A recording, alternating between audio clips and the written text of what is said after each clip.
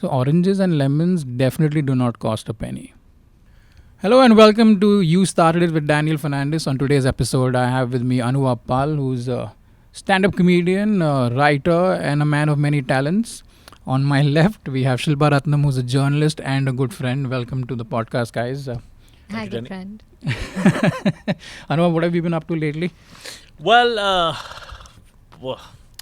we just finished shooting an 8-episode series for one of these streaming platforms, and I'm in the middle of the edit for that.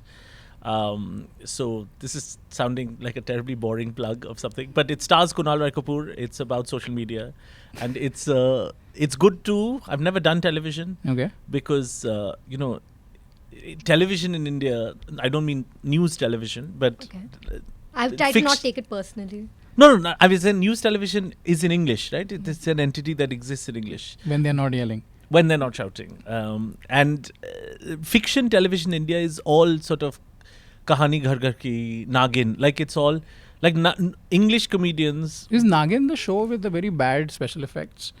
That's every show, right? Yeah, lots of shows. One where some chick turned into a fly. That I heard is Sasural Simarki. So there's a lot of these shows now where the story is that like usually a housewife turns into a snake or a fly. but apparently for credible reasons, like you see in the plot why it's warranted.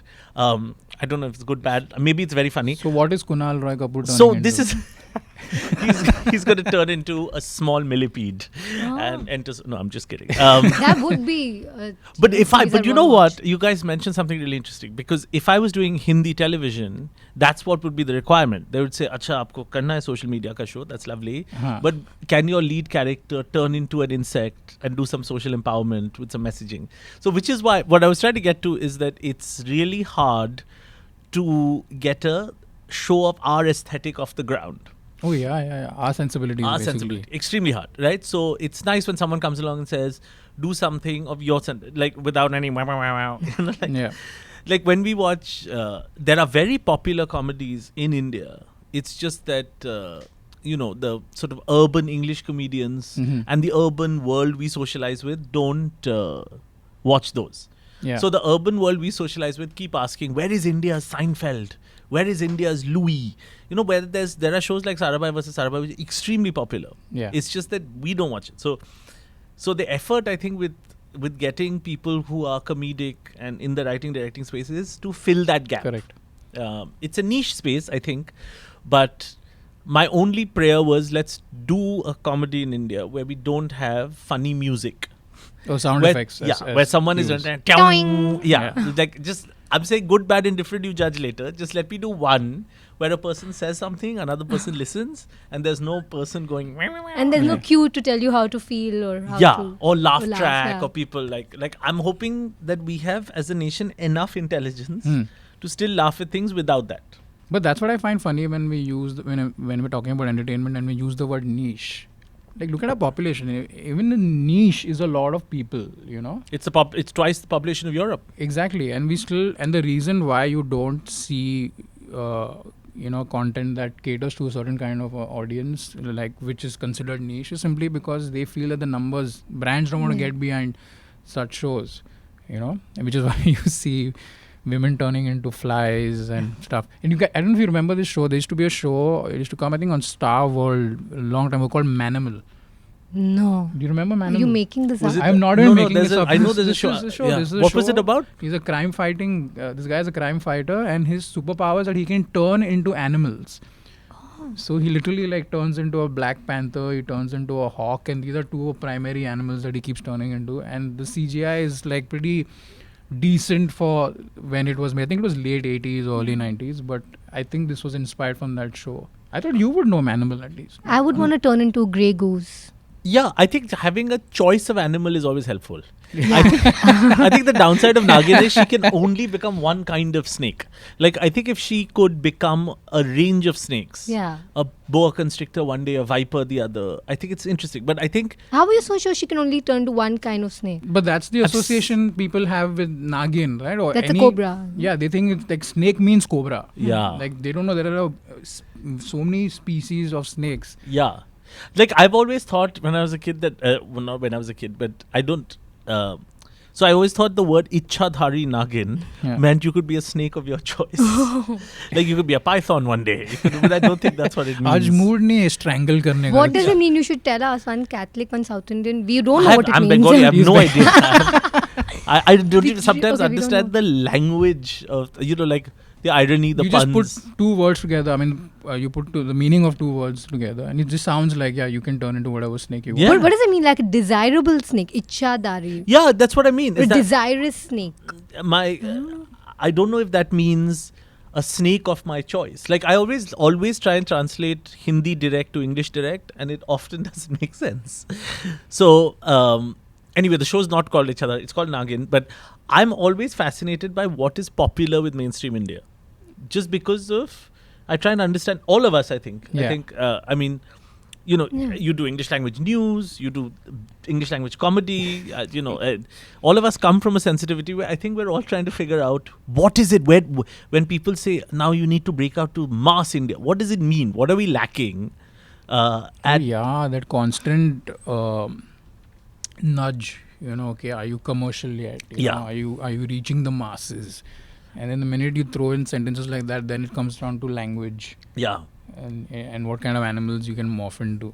Yeah. But like you mentioned, like even when it's niche, because we're such a big country, even the niche has so many millions in it. So I think what content creators and brands want is to reach the billions and not the millions even. They do. Yeah. I completely agree. But like I want to know about you guys. Are you guys ever told the show is lovely, right? Whether it's a stand-up show or a podcast or a TV show, but can you do something a little more massy? Like, can you reach out? Can you use more Hindi? Like, I get that quite a bit in my line of work. I don't know if you guys get that in news. Do people say, why don't you pick a topic that's less niche? No, I don't think people are watching entertainment news on television anymore. So all the feedback we get is from some kind bosses telling you, great work, and they're very happy that we're not speaking in Hindi yet anyway, because that's our niche, the English news channel. So no, not yet. I've not been told to be more massy. I basically cover Bollywood, so that how That's much more? enough. Yeah. How much more mainstream could I get? And I think there's quite a specific distinction where they're saying, okay, it's Bollywood anyway, but this is Bollywood translated for an English language audience. So anyway, we have a massy topic, right? Versus when you talk about Trump, for example, in your stand-up. And someone's like, yeah, theek hai, but how does Trump relate to Jamshedpur? I think the kind of stuff you and I are trying to create, we won't go beyond tier 2. Yeah. I don't see.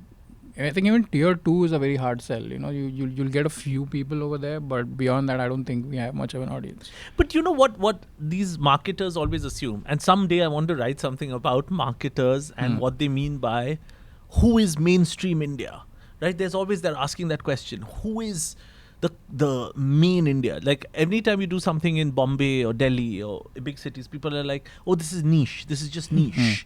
Who is me? And they'll say, it's Sudhir in Coimbatore. Like they'll come up with a name of a person. And we you're have like, chartered accountant in Chembur. Yeah. Narayan, who's a chartered accountant in Chembur, must be able to understand what we're saying. Yeah. That's the name Speak you to guys him. use? Yeah. What is Narayan? Is the Narayan. chartered accountant. And Well, how this do is you so- know? How do we know Narayan doesn't watch House of Cards? How do we know that, right? How do we know Narayan isn't a fan of like Westeros? Like we don't know that. I don't know. I'm just trying to imagine what if there is a Narayan watching this right now. He's like, they know about me. Yeah. Like, how do they know where I Yes, live? we're all talking to you, Narayan. I don't watch Nagin. I listen to Daniel Fernandes. Like, that's what he's going to say. This is all wrong. I object. Yeah, I don't want to be in this like what is it? It's a TG. I don't belong to this TG. classification. There's a Narayan. Yeah. And the assumption is that B-Town Huh. must mean they're illiterate. Like the assumption is not that. Really? No, so the underlying assumption when all these people are saying, don't market Game of Thrones in Kanpur. What are they saying? What are they really saying? Okay. What they're really saying is that people there are incapable of understanding. Right? Incapable of understanding what? Incest. Exactly. That's what I mean. Is incapable of or not interested in those kinds of stories. And I think that that's fundamentally a very condescending assumption of India. Because have you seen the kind of news that comes out of Kanpur? It is like Game of Thrones. Yeah. I mean, I have a friend who lives in Gorakhpur. Okay. And watches like all these Netflix shows because he's just in the government and they posted in Gorakhpur. But he's a very well-read, very bright person who lives with his family in Gorakhpur. Now, point is that where he lives is not a determinant of what he watches. He's a big fan of yours, Exactly, right? yeah. So he Good watches guy, English good- stand-up. sounds like a good guy. Yeah, he's a good guy. But marketers, like the people who want the billions, I think are always in search of that. They'll give up the millions of niche India Correct. of people so things that make them laugh, they'll say, yeah, this is very funny, but I don't want to sponsor this. I don't want to produce this. But I think they want to put their money into the TG where it's most concentrated. So perhaps that's why they target the metros and not Gorakhpur, which is, I understand that, but why not target and why neglect entire audiences? I think that is the problem. Correct, exactly. It's neglect, right? But the medium also goes across these states, right? I mean, if you're talking about something that's broadcast on TV or online, so how does it matter if the person is sitting in Gorakhpur or Bombay? Right. Does not. Now with entertainment essentially carried on Wi-Fi, Yeah. it doesn't matter It at doesn't, all. because also when I break down the demographics of my YouTube channel or Facebook, there are people from across India. So primarily you have Bombay, Delhi, Bangalore, but there are so many smaller towns where there are fans of shows like ours. There are fans of stuff that you're going to put out, and I think I have marketers spoken to marketers are just wasting time focusing on what's his name, Narayan. cities. Yeah. No, but I think the on-ground activities is what they want to concentrate in the metros, and the smaller towns they're just hoping you get via the internet. Yeah, and nobody no one travels, right? So Yeah. the decision makers are all between these neighborhoods, like Lower Correct. Parel, Bandra, and they're sitting there and saying, "What does Sheetal in Nagpur really want?" I think she wants Nagin. But I'm from Nagpur. I was born there. Correct. Look at And that. I don't yeah. want Nagin. Exactly, right? And so they're sitting there and saying, "Oh, who's this person?" And then right after that, they're going and having like a kale salad or something. Yeah. So we're always second guessing who's watching this, and I think that at some point as entertainers you just have to give that up. It's a country of 1 billion people. There are loads of interests and tastes. We've spoken so much about Nagin and snakes that I feel it would be dishonest if we didn't mention Danny's tattoo. You have to hold it up. Sure. No, they know. Anybody Yeah. who follows my work knows. So snakes So- are mainstream and alternate. I'll tell you Yeah. a story about, and Danny and I have been comedians for like 10 years now, and we've been 6 for me, 10 for you. Yeah, 10 for me, but it feels like we We like I know you started for a a long time. long yeah. time, and we used to go on the road quite a bit, and we still do occasionally, less so, but we used to go on the road all across India, right? We'd have Worried shows about where in this Bangalore, story is going. and one ride back from Pune, and Danny used to produce the show in Pune, I remember. We got into this long chat about snakes, and Danny said, I was a student in Pune, and he said, I used to always have, and there was some story about a snake around you, or you I found a used to snake, or always you used to have snakes snake. in my hostel room. Yeah, you used to have. So for the longest time now, every time I've seen a snake since then, I've thought of Danny. I don't know if that's a good thing or a bad thing. I've seen the snake and I was like, how would this look around Danny? It's So just, there are pictures of me with snakes many. around my neck. I mean, if you stalk me on Facebook Is that what enough, we're calling them? there's some weird selfies and stuff. now there are things about going on that I don't even understand. Like, it's not Yeah. even reptile related I think the anymore. kind It of is stuff, the reptile things that I'm related. wrapping, the things that I'm wrapping around my neck now, I Yeah. can't take pictures of. Yeah, it. like What I'm GST. basically Yeah, trying yeah. to say yes, GST. Good Yeah. safe, Anuvab. Thank you. Yeah. And Shilpa, what about you? What's happening in the world of news? Anything exciting? I mean, you've got an exciting beat, Yeah. like as opposed to crime and potholes and stuff. You've got Bollywood. Yeah. Is But it crime and as- is- potholes provide more entertainment, I think, Than than Bollywood. Bollywood now. Because there's this. So I also heard stories that Bollywood celebrities usually are quite boring off screen. Is that true, or You are know, they interesting? Or? Now we don't really get to interact so much with them because it's kind of a push journalism where the PRs and the huge entourage that manages them wants to kind of push the kind of news that they want out, and they do this by making these stars inaccessible. Okay. So I think in the olden golden days, you had those times when Amitabh Bachchan would actually call you, or someone would pick up the phone and call you. And I think safe to say that he's not calling even the top entertainment journalists or the critics anymore, because the entourage around him wants to retain their jobs. So they're the ones fixing up everything, and they're the ones doing everything. But stars, when they're in front of the camera, also can be boring, leave alone off screen. For instance, I had this interview that you know about on Saturday night, where I had to wait for 3 hours for an A-list actress whose movie is coming out. Might be Love out by the guessing, time yeah. this podcast is out. And I had to wait for 3 hours, and she comes into the interview and she keeps checking her watch. Now I've been waiting for 3 hours, and I understand that she's had a long day of interviews, so I tell her, don't worry, I'm going to keep this short. And then she still continues checking her watch, which you wouldn't do normally. Like I wouldn't come It's late. bad on camera. I guess. Yeah, I would not come late to Just your party. between two and human check. beings, let alone Exactly. like whether you're interview or star. Yeah. Exactly, right? And I think that's what it all boils down to. I'm not the kind of host or anchor who is going to ask you questions that I would not ask a friend. Like I'm not going to say, what about your affair with so and so, because if I've met you at a social situation, I would not be asking you that. So when we accord them that sort of respect, and then it was the end of a long day of promotional interviews, and she was on autopilot, and that kind of thing really disappoints you, because you've been waiting for 3 hours for this interview, and it's a Saturday night, and you're just really disappointed that's It's how a very it went. interesting thing. Like autopilot for actors and autopilot for comedians are two different things. Like when comedians are on autopilot, we're actually happy. When you Yeah. go on a show, Yeah. you're not thinking about your material and you're just dropping. You know your set. Chatting. It's set, But, you're just boom, boom, boom. That's a good autopilot. Whereas autopilot with actors is bad autopilot. I mean, I'm also amazed, and this is just not India but worldwide, how much focus there is on actors to be opinion makers. Comedians are opinion makers because they take a blank page and they write opinions, right? Yeah. So, Yeah. of course, they have opinions and they're intelligent enough to form an opinion. You may agree with that opinion, disagree with that opinion, but their living comes from that, from Yeah. our point of view, right? How Danny thinks about politics or women's rights or whatever. It's a point of view. You like it, you don't like it, it's your business. Actors look at their day-to-day work. They go, right? They are given words that are not written by them, right? But this is just the life of an actor. Yeah. They go to a van, right? They don't know what the production is or the set is or what the unit looks like, right? Unless they're the producer of the thing. Some actors are actor producers, right? Like Amir Khan's actor producer. So he's very involved in his work, right?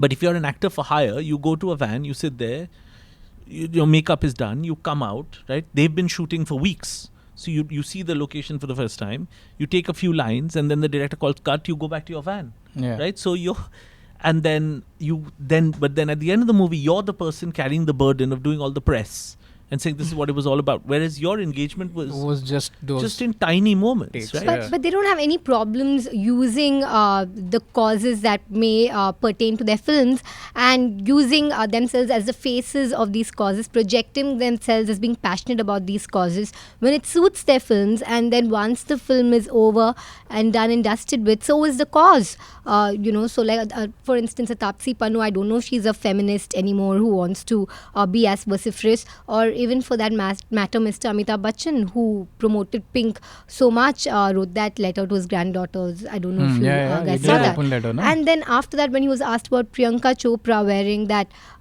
dress when she met PM Modi and being trolled for it, he said he could not comment on it.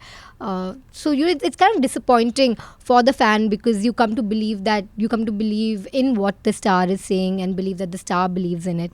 And then when they appropriate causes for their own benefit and then break up with these causes once the film is over, it really feels like you've been cheated, right? So okay, we don't expect actors to have opinions, when we don't want them to give their take on what how our treaty with Pakistan should be. Perhaps we shouldn't force them to comment on that. But if you're willing to comment on an issue when your film is releasing, why not continue it after? Why are you so scared after? You know what I think is, Shilpa, is that nowadays it's all a performance. Meaning there's the on-screen anything. performance. I don't but believe the anything I see. Promotion is a performance as well. So because we're essentially always living in public, right? So like we're always in a movie. From the moment we wake up, to the first comment you put on Facebook to Twitter. The first Instagram picture, First woke up Instagram, like this. yeah, you are in public. You're Yeah. living your life Correct. on stage. So none of us are like, we're all performers now. Some of us are performers who are kind of doing it for a living, but we're all performing. I mean, you guys have watched the podcast by now. Obviously, it's doing very well. Yeah, it is, yeah. And so we discuss interesting tweets, comments that we've received. I or love the observed. podcast. Thank you so much. Thank you so much. I'll write you a check Shilpa later. said something about a check. Yeah. Say it. You can wrap it around What? your neck. Money? There's Yeah, money? yeah. There's a lot of money. Don't worry. I have sponsors. Because I cater to only tier 1 audiences. tier one, exactly. Brands love Proper it. sponsors. Like Narayan from Chembur. Narayan from Chembur is listening to this right now. He's and your he's TG. like, Yeah. my TG. He's filing taxes in his yeah. Narayan files my taxes actually. Correct. Not talk about taxes. Yeah. So I'm going to start with my comment. Okay, so I posted a tweet recently about how something I observed about how meat eaters, or you as other people call them, non-vegetarians, interact with vegetarians when they meet them for the first time. And I observed now that most often than not, it's always in a condescending manner. You know? So I tweeted and said, noticed how there's a collective lack of etiquette when meat eaters encounter vegetarians for the first time. And to which somebody who I'm guessing is vegetarian replied, said, yes. And the shaming. Why? Eat your blood and guts. Let us eat our leaves. Hold your peace. I first of all love the idea. Blood and guts. Yeah. Just sounds so delicious. Yeah. You love eating meat. Yeah. People like, But what I cannot understand is, why is there a war? Yeah. And this has been going on for decades now, I think. Why is this whole veg versus non-veg? Why can't people just eat whatever they want to So eat? perhaps I think I can bring a different perspective, because I don't think Anuvab knows I'm vegetarian, and then you definitely don't know I'm vegetarian. I'm finding out for the first time. Yeah. You don't know, look, right? this is why I like podcasts. Yeah. To find out things.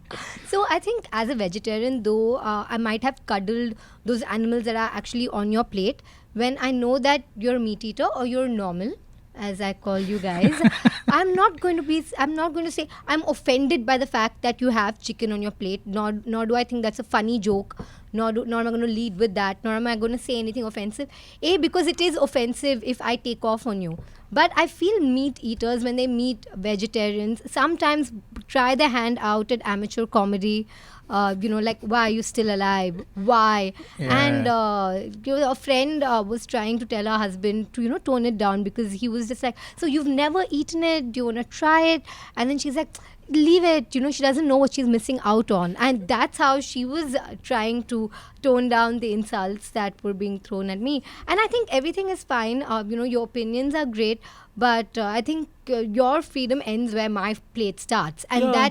that is the same respect that I would give normal people, meat eaters. I'm not going to comment on beef or chicken. I'm going to support beef, and I'm going to oppose the beef ban, definitely. But I think at the end of the day, when I'm at dinner and I say I'm a vegetarian, can that not be the talking point for the next half an hour? Do I not have to defend myself? And let's not. And especially when I mention that I'm a vegetarian, then I'm asked about my caste, and then I have to defend my caste, apologize, talk about it. I might have known people for ages. They might not know what my caste is, but when I mention that I'm a vegetarian, then they're very curious, and everybody always thinks they're going to be your first, right? Like Like you've met them for the first time. I love the fascination that non-vegetarian people have with the meat vegetarian.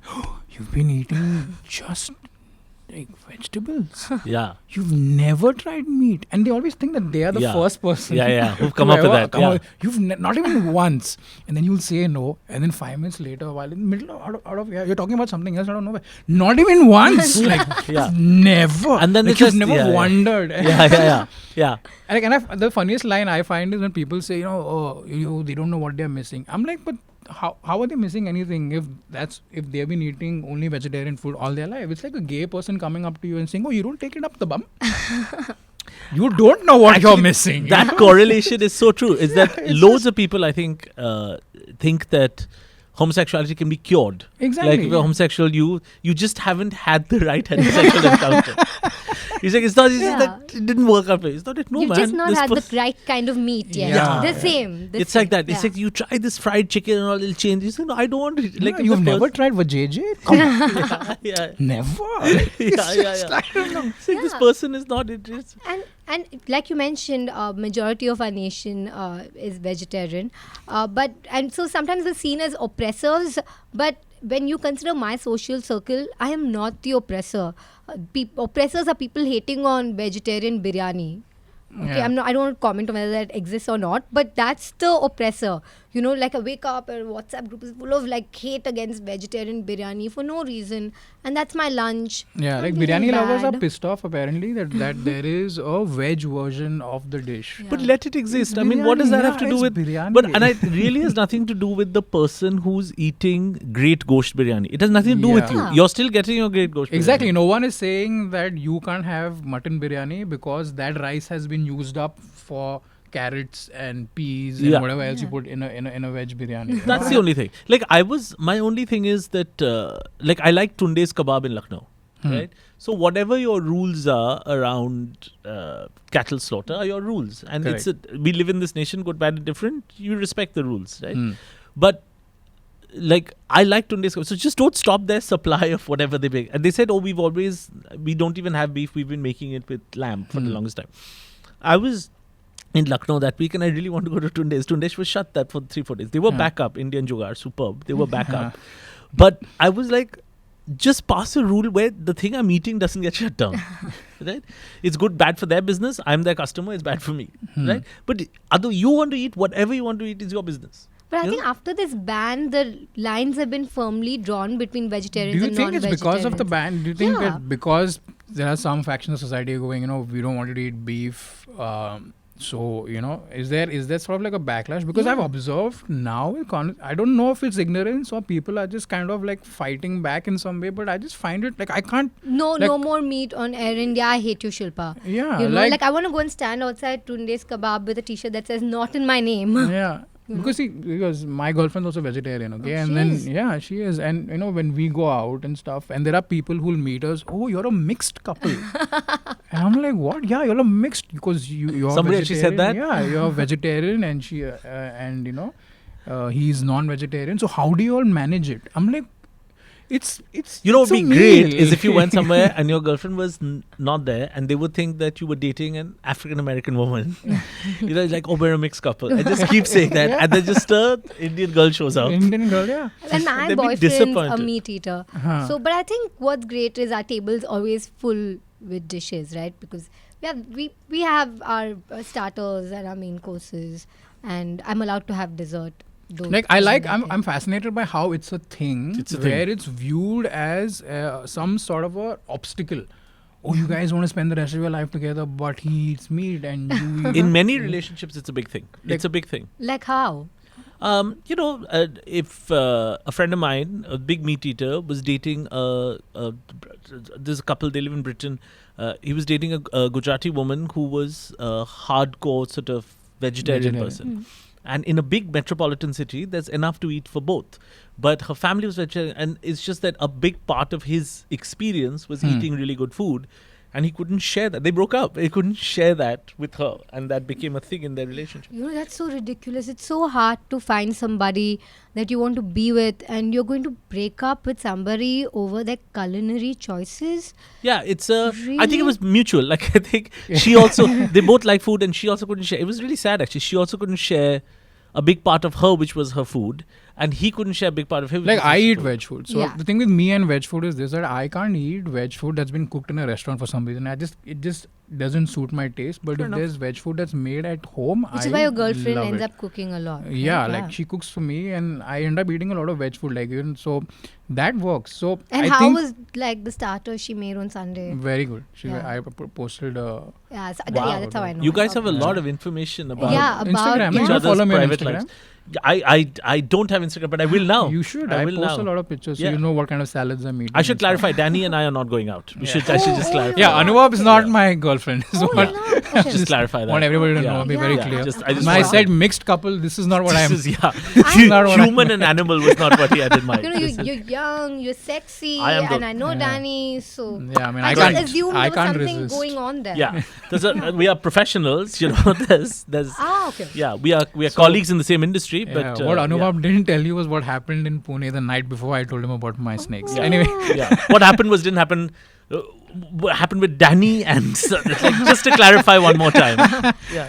you know what? I think if you're a meat eater, you can cross over every now and then and still, have. Yeah. I'll give you guys veg this. food. So the biggest film at Cannes this year, at the Cannes Mhm. Film Festival, was a film called Okja. I think I'm pronouncing it Oh correct. yeah, Yeah, we we saw saw it the film. on Yeah, Netflix. The yeah. pig, the film about the Yeah. where they think this really cute pig, and Yeah. it's a Yeah. futuristic world. It's like some people may not have seen this movie, Yeah, but it's futuristic world where they're making these massive pigs, mass producing.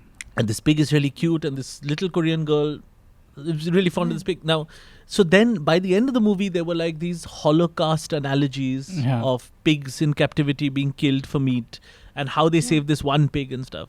And I saw the interview with the producer. So Brad Pitt was the producer of that film, and that British actress, I'm forgetting her name. She's in a lot of these movies.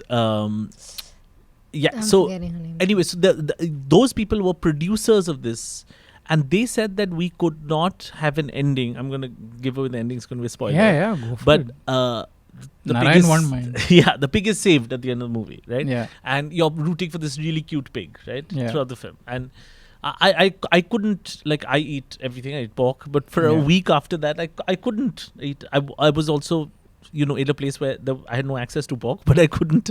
well, I had an opposite reaction. As soon as the film was done, I'm like, let's eat some meat. Yeah. because I think, yeah. because the thing is- did you have pork after that? I think yeah, I you did. I had pork after. See, Yeah. the thing with me and that movie was I could not relate to the movie. Was because first of all my girlfriend made me watch the movie and then she fell asleep while she's watching the movie. She's fallen asleep and I'm left to watch this movie about a pig. Yeah. that Ridiculous. looks very unrealistic. The pig does not look like something I've ever eaten in It's my a life. super pig. It's a super pig. Kate yeah, Blanchett, it's like a. Somebody like that in that area, in the Kate It's Blanchett like area. that whole pig is a cross between a pig and a bulldog or something like that, Yeah. So Yeah. I could not relate to it as food. I'm like, yeah, that's a cute animal. You should save it. But I could not think of it as food. Now, had they made the movie with a realistic looking pig, then maybe I would be like, okay, but and I would have waited a couple of hours at least before I ate pork You've again. seen but Babe. Has that ever stopped you? No. It did actually for a bit. Oh. Like when I see really cute animals, I probably won't eat that animal for a week. That So if someone particular animal. or the- like if someone made Like a that really specific animal or Yeah, that that I don't know, species? man. Like if I saw a really cute film about a lamb, right? Like if Pixar made a film where there's this like guitar playing lamb or whatever. I don't know. Like, I don't know, man. A group of lambs that form a band or whatever. Like Sing. Did you guys see Sing? It was a film where a bunch of animals take part in the I singing don't watch contest. No. musicals. So it's a little comedy, whatever. I But can't sing. That's why. and there was singing in it. But I saw Sing is King. That's not the same. that's not the same thing. How, But is it's still, also- how are you still alive? Why are you still that- alive? that is Sing is also King had a group of animals, animals but not as the well, same yeah. animals. But Yeah. not the same It's slightly different animals. Could have been the same animals actually. I didn't check. Yeah. But I don't know if something about cute. Like this pig was really cute, and I was like, oh, and because also they show slaughterhouses and anyway, the larger point is the producers of this movie and the stars. So Jake Gyllenhaal was in the film, right, Yeah. and lots of big stars, and they put money behind this movie, and they said that we couldn't have had a sad ending for this movie. The Yeah. pig had to be saved because we are all vegetarians. Oh. Oh. So all didn't they know are not that. big meat eaters. So Do you have Brad's number?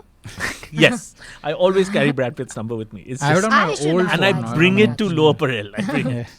You know who does maybe is the comedian Rohan Joshi, right? Like he may have because he may did have. an interview with Brad Pitt. No, but I'll ask Angie, na? Angie. You guys are friends. I mean, we're Yeah. friends, so Yeah. probably just Also check big in. Yeah, vegetarian. yeah. Also big. vegetarian. Yeah, Angie is a big. So there's a vegetarian. big Oh, she trend is, okay. among these big stars. Oh, she is your girlfriend. No. Angelina Jolie and Danny. You didn't know? I don't. Angelina Jolie and snakes have this. Like everyone knows this about Danny. Yeah, she It's used to carry a just- vial of blood also in. Yeah. in, That was yours? No, not mine. I think that I mean, was her I've seen ex-lover, so Billy Bob Thornton's. Yeah, there was something there. So it was Billy Bob Thornton, Daniel Fernandes, then Brad Pitt. It Yeah. was a three. In fact, I don't know how many gossip magazines I've written. Yeah. Says Brad, Angelina in trouble. Is it Daniel again?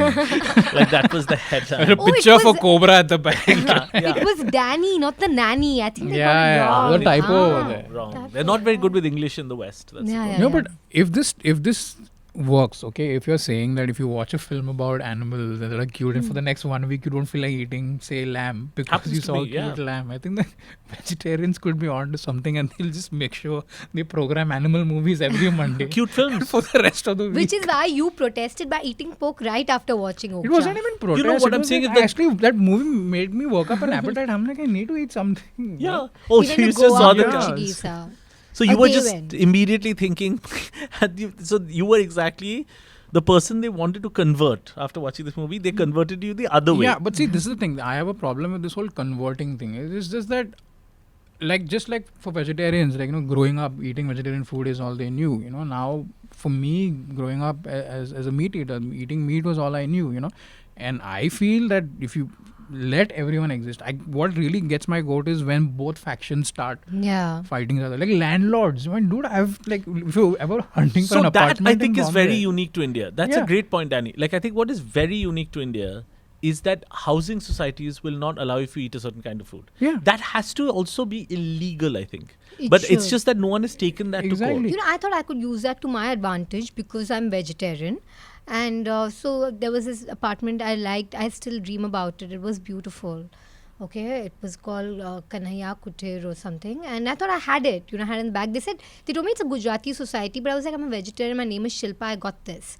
So, and then I'm a vegetarian. And then I spoke to the owner. And then he said, no, we want to rent it out only to a Gujarati. And that's when I understood how meat eaters must feel. Yeah. Because for no fault of mine, I'm not being given this apartment. And I was just really upset. I did try to play the vegetarian guys. I'm a vegetarian. Really didn't work. So private discrimination works very well in India because, you see, they don't have to really give you the real reason.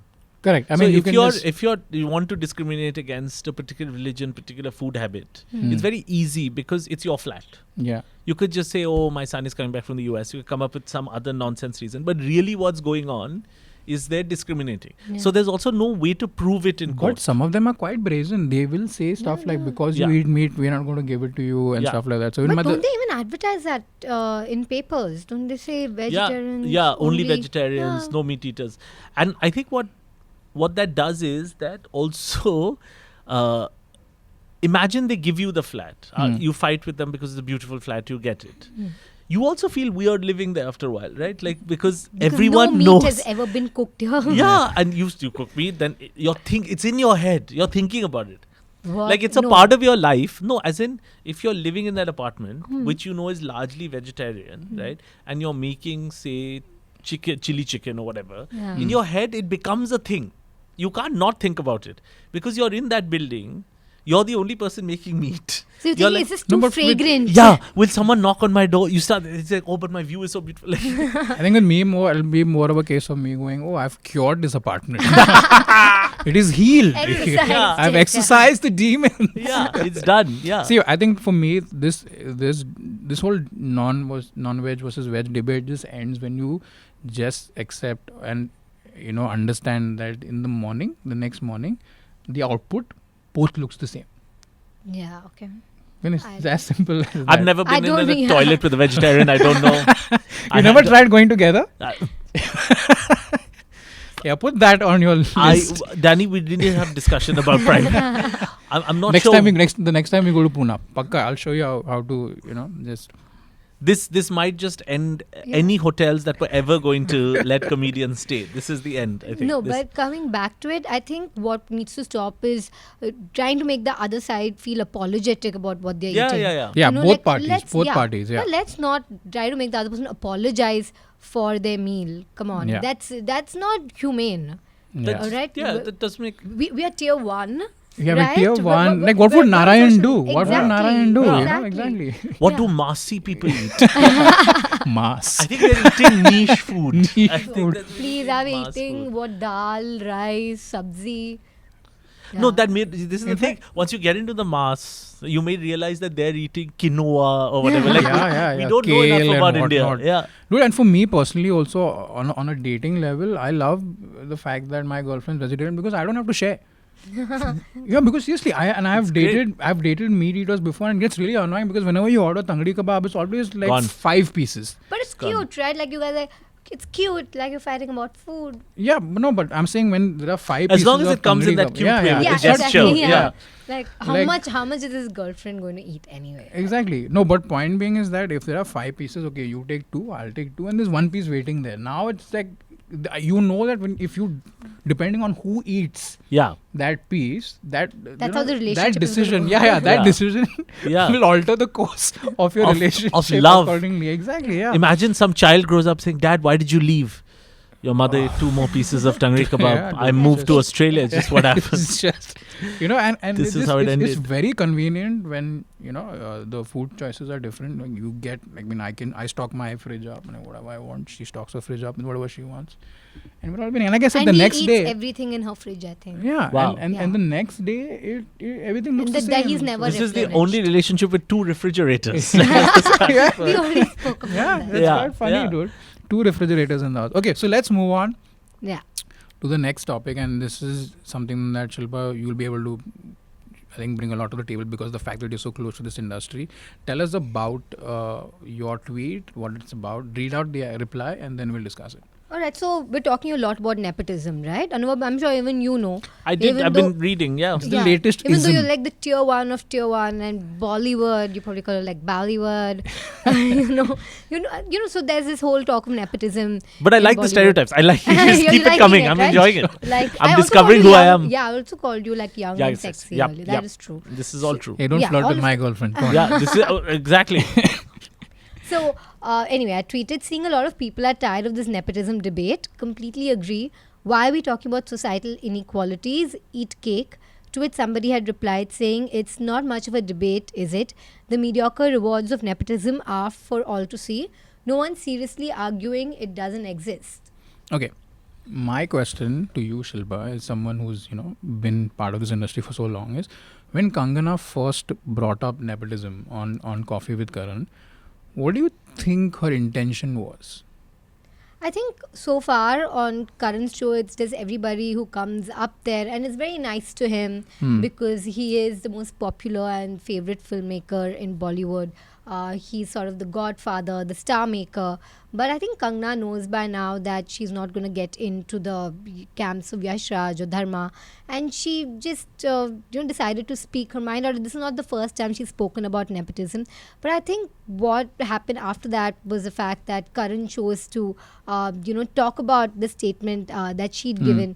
Again, in a place where she wasn't present. He addressed it in an interview to someone, and then he spoke about that incident. And I think the way Kangana said it with that great flourish, that's why it became the buzzword, and also the fact that she came on Karan's show and in a way perhaps took him on. I think that's what really blew up. And then you had a lot of people asking Star Kids whether nepotism exists, and Star Kids saying it First, didn't like exist. stars. The first Yeah. response to stars was 1 second. Let me open a dictionary. 1 minute. Yeah. Nepotism. Yeah. Point I'm trying to make here is that nepotism exists, Hmm. and I'm not even going to say that it's a bad thing. It's like the number. It's in the top 3 things of in a list of things that are ailing the humanity right now. The reason why this got out of hand was because what Karan should have actually done was like, yes, it exists. I mean, we all are guilty of that whole system where we want to work with people we like, work with people we know will sell tickets and blah blah blah. I'll keep an eye out, and hopefully, maybe I'll try and make sure I make the process more inclusive. Such a generic statement, but No, but but I'm saying that's all he needed to say, right? Exactly, It's that's that all. Easy. Exactly. But But it they does. didn't. That They didn't easy. say it That's all because he they had were. to say. The reason why we're still talking about this 6 months later is because they took it so personally. They took it all over the world, and now they're coming up with these really lame jokes. And now it's opened actually, which in a way has now actually shown that these guys are for the first time. This whole dynasty setup that Bollywood had is actually showing cracks now. Because look at who brought it up. It wasn't an insider going, "Arey, teri mummy ke wajah se, tere papa ke wajah." It was an outsider who worked her way up and now is the biggest actor, one of the biggest actors in the country right now. She said it, and I think they feel threatened now that But- there is a real shot at for somebody who outside the industry to make it. I think that's what Kangana represents, and that's what they don't like. They don't like the fact that now they don't have that kind of control over who becomes the next star. Right. So But I think they still have the control, of course. Not really.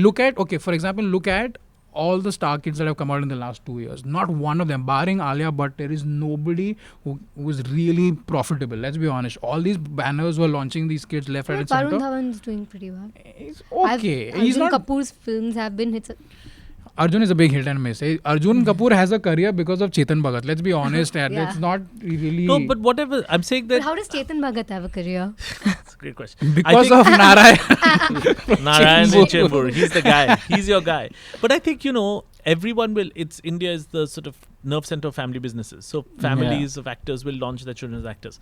Something I've never understood. Like if your son is if you are the son of a massive movie star, why would you want to be a movie star? Like, Exactly. why would you not want to go do something? Bill Gates' son is not going to invent a piece of software. Like, it just doesn't make any sense, right? Like, he's like, my dad made Microsoft. What am I going to do that's bigger than that? But it's an inherent thing, right? Because when you have a family business, like, who's going to continue my legacy? In India, whenever it's with families, it's about legacy, which is why families want sons. They don't want daughters, because the daughter will go and become part of someone else's legacy. Right. So you want, to make sure that you keep it all within the family, because so you, like, your bloodline continues your great work. But then unfortunately you have kids who turn out to be like Abhishek Bachchan, Uday Chopra and all those guys. So, and no offense to them, they are amazing people in their own way. But Abhishek Bachchan is a fantastic owner of a bunch of sports teams. Exactly, and, that's his thing. Exactly, but we don't encourage that. Yeah, maybe that was his true calling, and he was supposed to do all these films, and he was given multiple chances again and again. People were like, become an actor. And I'm sure he's probably a good actor, right? Maybe he's not a star. Maybe he's not a star, right? Maybe he's a very good actor. But this is the thing, right? Like, I am the Bollywood journalist and you're being so diplomatic. See, I said I write scripts for he wrote Loins of Punjab. Yes, you did. President's Coming. And I know Seema because I wrote Good Night, Good Morning. So we have Seema in common. Like, I remember watching Loins of Punjab in the theatre when it released, and it was one of the funniest movies. But it's so what happens is, with like Adiot Star, Loins happened, President happened, and basically what happens in India is that there's a lot of casting for great parts that happen outside the stars. It happens all the time, right? Like, even in the Salman Khan film Tube Light. Yeah. I read one of the reviews. I haven't seen it yet. So there's, of course, Salman and his brother who are cast in key parts. But there's also 30 other great actors who are in that. Yeah. So there's still a lot of opportunity now for casting directors to cast very interestingly. And they're not nepotistic at all. Take Dangal, for example. So Amir's in it. So that's going to sell you your tickets. But then around Amir, you're going to cast, like, that's how they found those wrestling women, right? Like, same with... In the spaces that the stars leave empty on screen, you do have, a chance to fill it up with talent. Oh, and in any... because a movie is going to have more than one person, right? It's not, even if one person is going to beat up a bunch of people, you still know those other people. So talent can exist on the fringes. No, but Pink, for example, like these people then go on to be. I mean, the women were fantastic in that movie, right? But you needed Bachchan to greenlight that movie. To mansplain feminism. So I mean, that's a story issue, right? You needed Bachchan for that. So that's a story issue that, I mean, there you have to go to the story writers to why you solved it that way and not differently. No, because then men would listen, right? Hey, Bachchan is saying it, so this is right. So, but that's a screenwriting problem, right? But that's not a problem. I don't know if it's a problem. It's a screenwriting issue, but it's not a casting issue. You've cast it with a bunch of... It's not like the three women are played by daughters of powerful movie people. Correct. But even when you speak of daughters of movie people, Girls is a great example of nepotism in Hollywood. All daughters there's a lot of nepotism in Hollywood. Look at any Adam Sandler movie. It always has his buddies. All his Adam Sandler movies have the same guys.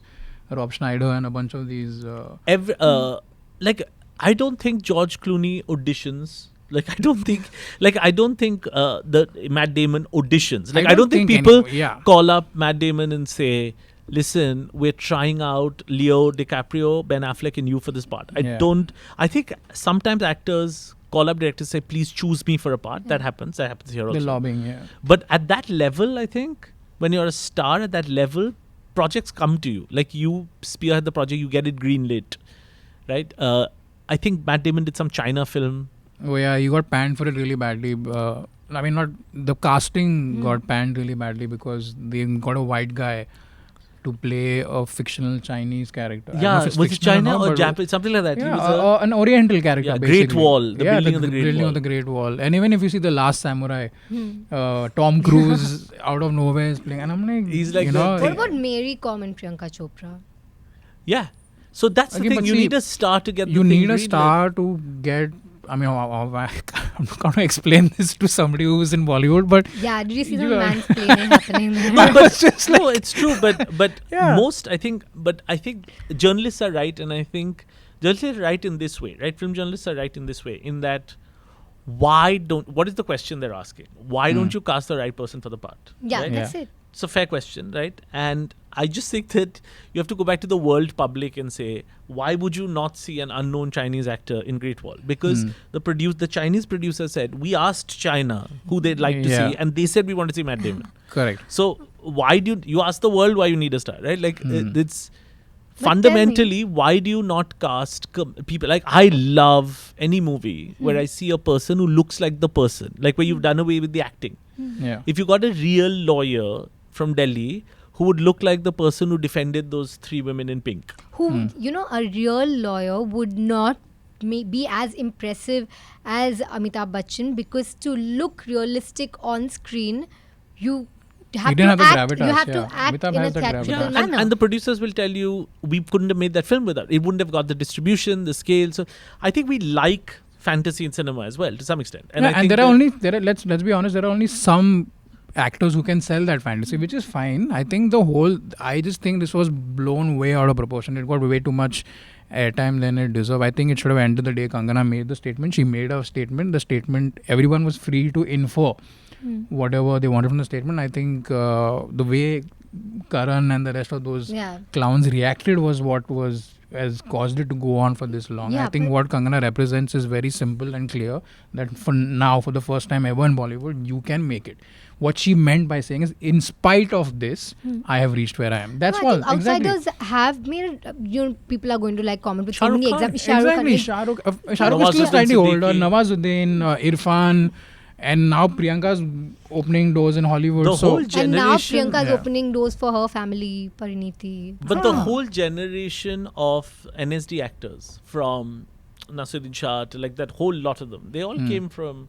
Exactly. Yeah, but these streaming services like Amazon and Netflix are a game changer, because now that you have the option to not watch Uday Chopra, and I can say that because he's retired, if you have a choice to not watch him, you wouldn't, right? Now you have this multitude of choice, and perhaps these platforms are giving voices, faces and opportunities for actors, because there is a plethora of opportunities out there. I mean, look at YouTube before that. Exactly. I mean, Now you have a generation of YouTube stars who are came out of just as was. I feel some of them are even more talented than some of these Bollywood kids. So AIB, I know Viral Fever, Kenny, yeah, Kunal. minus the sexual harassment, and but as in the platform is very big. I mean, individuals I don't know, but platforms are. There's no doubt that as platforms, they came out of nowhere. The face of entertainment is not changing, it has changed. Yeah. Let's be honest, it has changed, and I think this at best should be treated as a wake-up call for them, and if they can up their game and, See, the Indian public will ultimately choose on a Friday. You can have the biggest movie, you can be the son of the most powerful man in the country. Correct. People will pay with their money. Exactly. Like either PVR is empty or full. That's how you know. Yeah. Okay, so let's move on to your comment, Anuvab. Tell us about.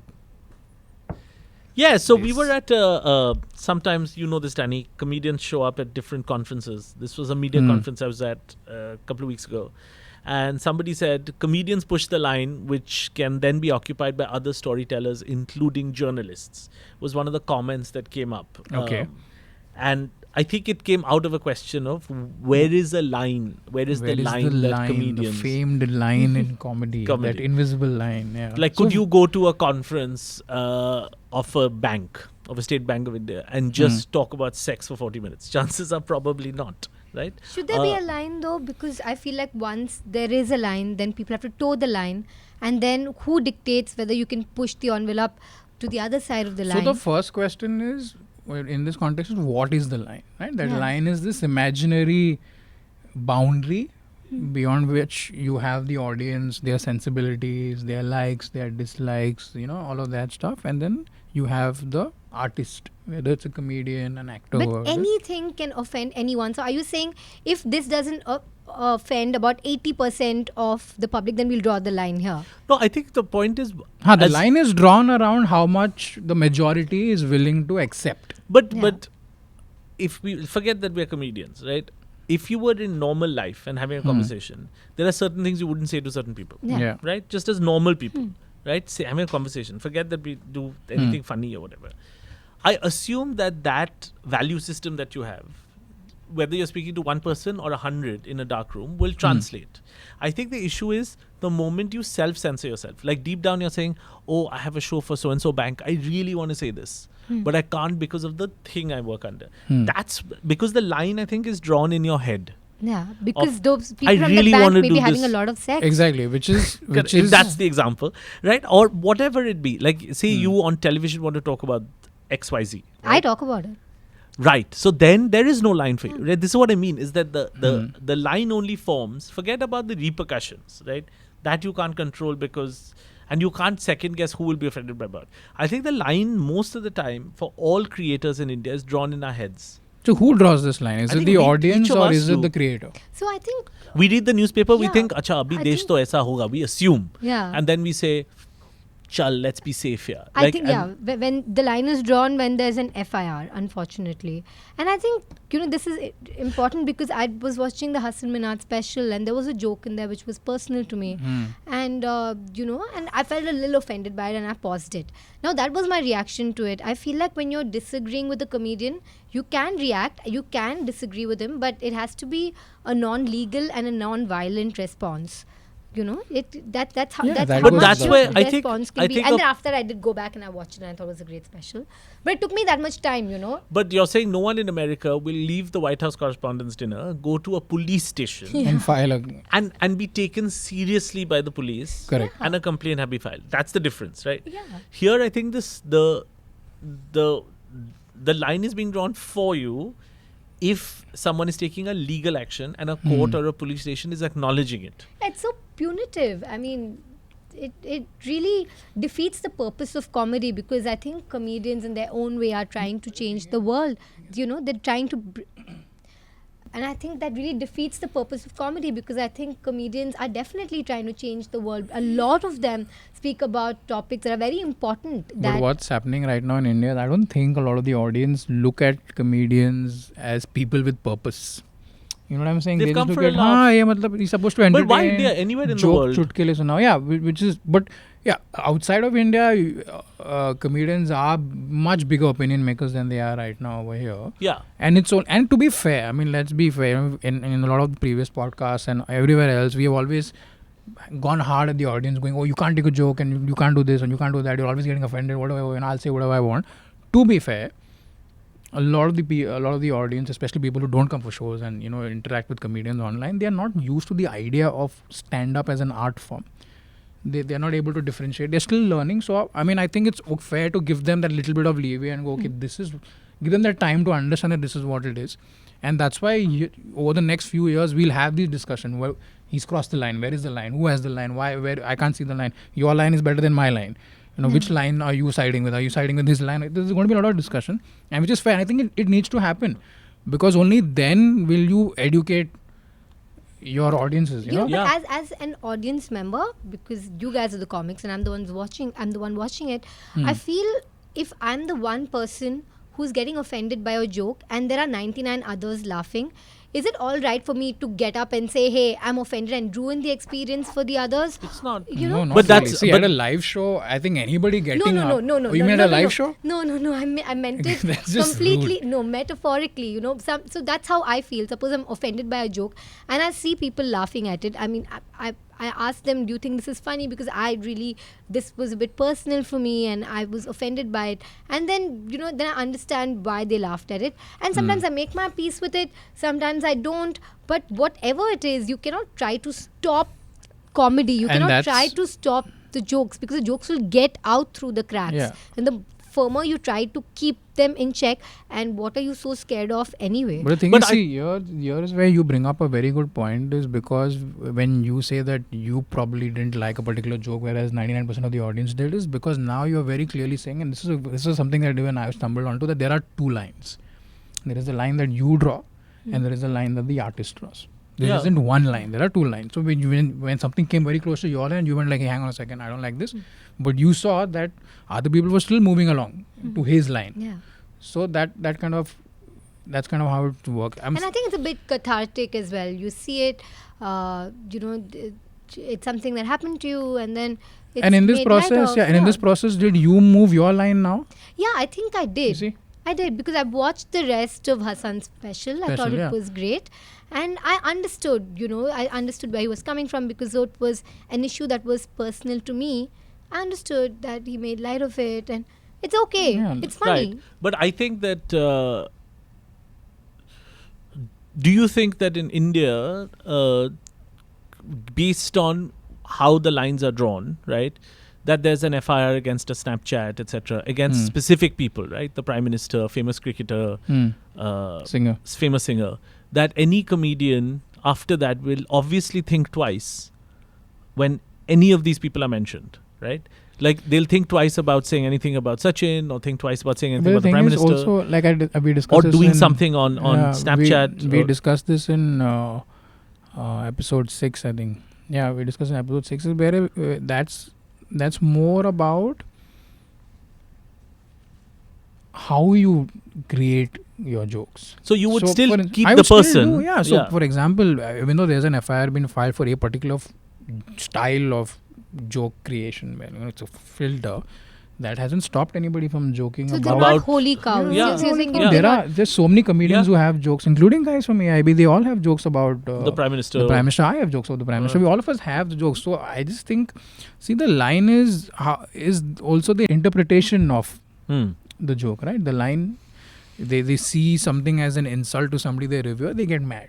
But when you put something about the same person forward with logic, they can't help but laugh. Vipul Goyal has great jokes about how Modi introduces a new policy to the country. You should watch that. It is so brilliant, and he does it in such a way that initially you're like, Modi is amazing and this and that, and then he just slides the punchline. You're like, hey, but it's funny, Like Is I said, it it's- so guys, if a joke is really funny, it's super funny, do you think there are chances that it will offend lesser people? No, I think it's about intelligence. I think if it has nothing to do with the joke, I think it has to do with perspective. I think I Yeah. don't know. I haven't heard Goel's bit, but Oh, I it's assume funny. It's Goel's intelligent. Yeah. bit is bright enough and comes from an angle Yeah. that's smart enough to be both intelligent, informative, and true. I think that what happens is at some level, people, and I don't think it's just our audiences. I think audiences generally, something happens when the lights go dark and people sit down. What happens is people become cleverer as a collective than they are as individuals. They're cleverer. So they're laughing at stuff, but they may not be as bright as individuals. But together they become brighter. Exactly. But when you watch something alone by yeah. yourself, or you're, in the bus, Seeing and a suddenly you're like, meme. oh, you're instinct. Because what happens sometimes is when you're reacting in a group, sometimes even if your reaction is in a negative space, but because everyone else is reacting positively, it's a cascading effect. Yeah. Oh, everyone. So there is, okay, I Yeah. think this isn't. Each as room bad as I becomes think. an entity, Becomes an one organism. person. Yeah. And I think what happens there is that people will always value cleverness. Like if you just take someone's face and give it a dog filter, that's not as intelligent as someone explaining a bunch of policies which may have some truth under it. With humor. Yeah. With humor. So I think people will always reward someone giving something more thought. Like if you give something more thought, then go for the easiest joke. Yeah. I think there'll be some reward, even if the reward is no police case. So Correct. It's also a reward. So basically you're saying stupid people are going to object, intelligent people are going to understand the joke, No, so make intelligent jokes. Yeah, to Yeah, some that's extent. exactly Yeah, what we're I am saying, saying yeah. that. Yeah, and I think more than intelligence, give it some thought. Whatever you're doing, if you're going to say something about someone, make it an original thought, give it some thought, and give it some perspective that we don't already know. Yeah. Like, otherwise you could just go and abuse a person. Exactly. Right? I That's mean, there's- also funny to some Yeah, extent. Yeah, you could say, oh, you sitting in the audience, you're a so-and-so, so-and-so, so-and-so. You can say those Yeah. things. But then, why are you up here and why not any other member of the audience can do Correct. that? But there's got to be some perspective. And I think that perspective will be rewarded. Yeah. Good or bad. I mean, you can have horrific perspective. You can have, crazy right-wing fascist perspective. That also will find its own audience. Yeah. But you have to have some perspective. Yeah. Another thing that comes up a lot when you're discussing the line, and where do you draw the line is, are there any topics in comedy that should be off limits? No, I think there are a lot of dead baby jokes, child molestation jokes, cancer jokes, and I think Like I would These are not, popular I would jokes. not, for example, go into a house of worship if I was ever invited to be a comedian, whatever religion it be, and make fun of that particular religion.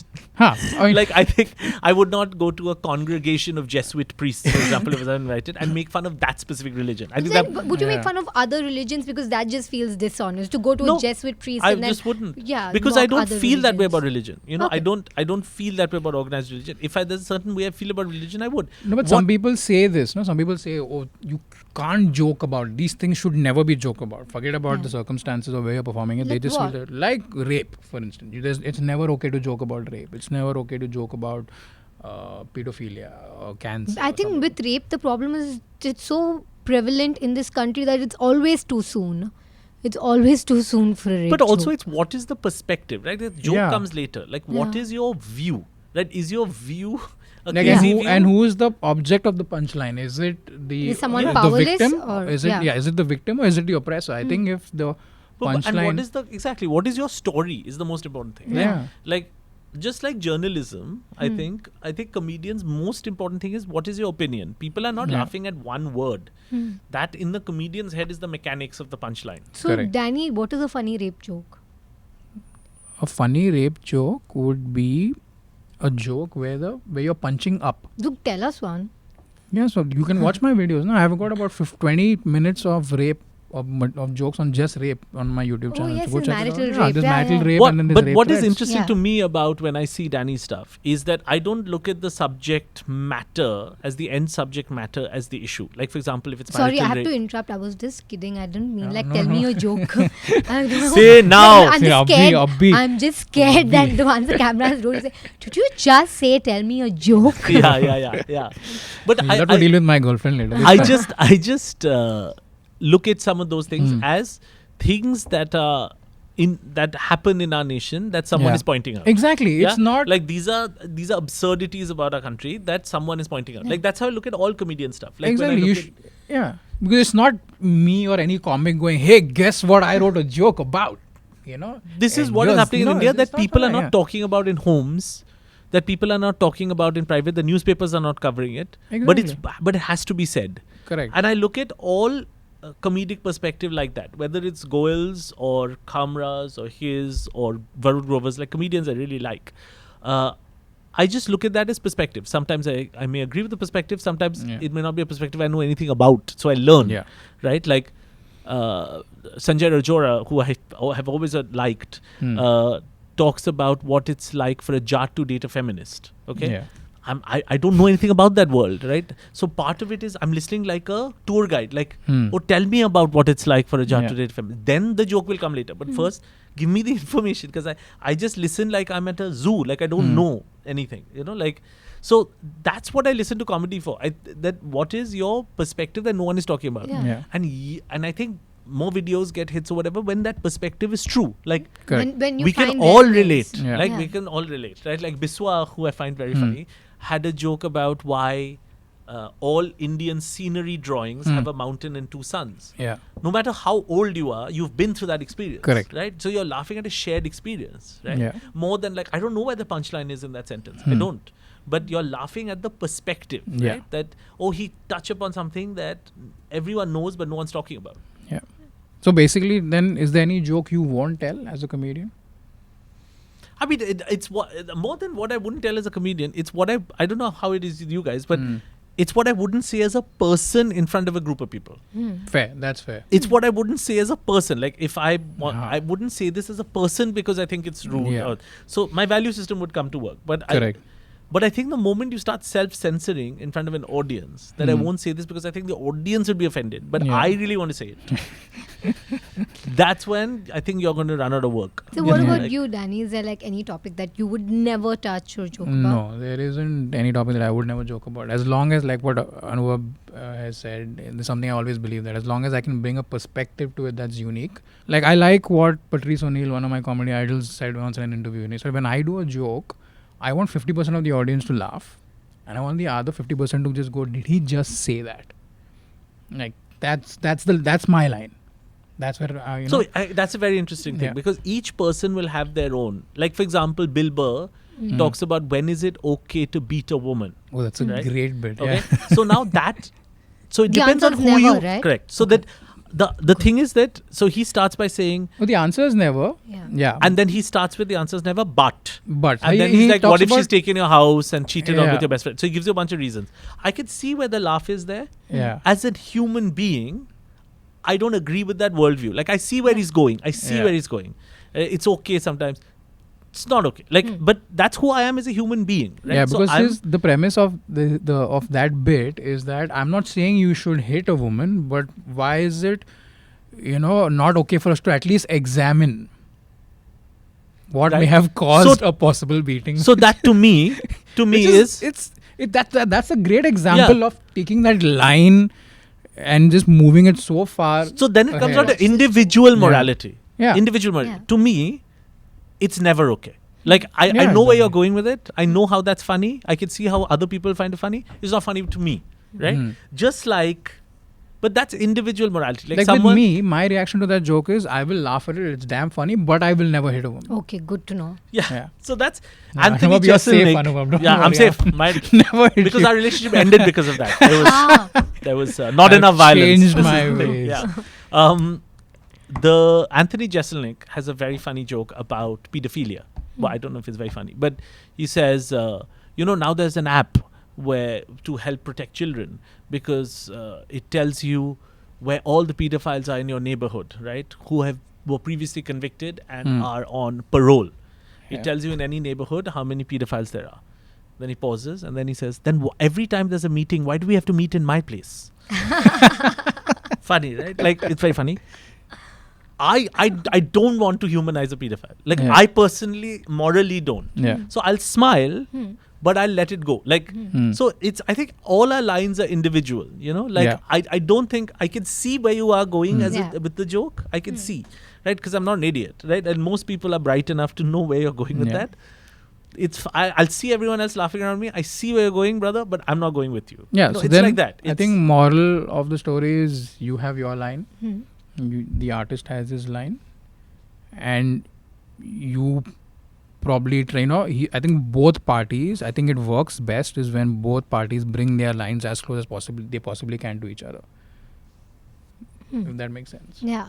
Yeah, I think that's where both the artist and the audience are then happy. Yeah. And vegetarians and Same, yeah, same. Meat eater. But I Yeah. can't think of another profession, and Yeah. maybe journalism is like the Shilpa, I'm not sure. But Yeah. but Danny, in my profession, I can't think of another profession where each of us have to confront our Beliefs. deepest beliefs and, And moral fears, yeah. complications every day. But that's what makes what we do exciting, right? I mean, I would hate to be a comedian 5 years down the line who's just talking about stuff that where if there was no fear Yeah. of offending somebody, then I would hate my job.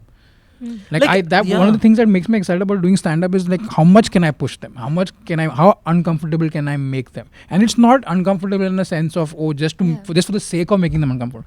Uncomfortable in the sense where I challenge their beliefs. Yeah. I challenge the ideologies in their head. That discomfort excites Or me about share a stand-up. common frustration. Or Yeah, share a yeah, common yeah. frustration. I think fair to say that there are many lines now. There weren't as many lines back when we were growing up. There are many lines now. I think we should all watch our lines. And I'm not talking about cocaine here. And I But- think we should all blur our lines as well.